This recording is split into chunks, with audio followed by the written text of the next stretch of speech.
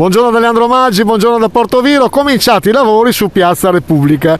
Naturalmente siamo con il vice sindaco Doriano Mancin che ci vuole spiegare. Innanzitutto avete cominciato a demolire l'ognomone, come lo chiamavate voi.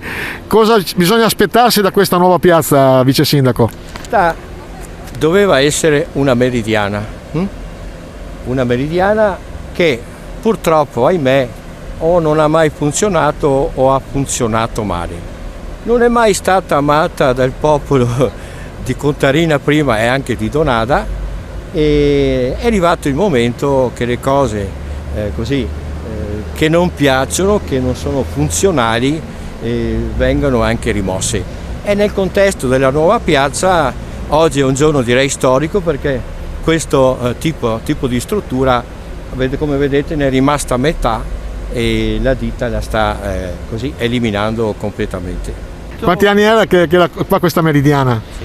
Allora, il progetto era di Lucchiari, architetto o ingegnere Lucchiari, nel primi del 1990, ed è stato approvato dall'allora sindaco Gennari, poi è stato terminato dal sindaco Gianni Franchi, quindi gli anni avete capito quanti sono.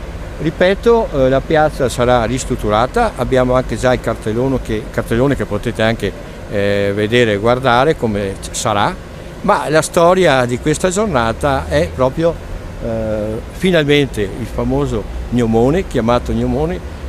Questa sera non vedrete più neanche questa struttura, che è il resto, perché abbiamo già provveduto con la ditta a demolire la parte superiore, quindi la piazza sarà rinnovata. Portoviro città cantiere, come parlavate tempo fa, e anche quest'anno avete fatto un sacco di lavori. Che importo implicherà questo lavoro nella piazza? Allora, la piazza sarà rinnovata, è chiaro che non verrà distrutta, la piazza sarà rinnovata, e l'importo sono 450.000 euro.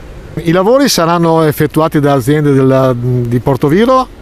Sì, è un'azienda di Portoviro anche conosciuta, quindi abbiamo garanzie che il lavoro sarà fatto come si deve.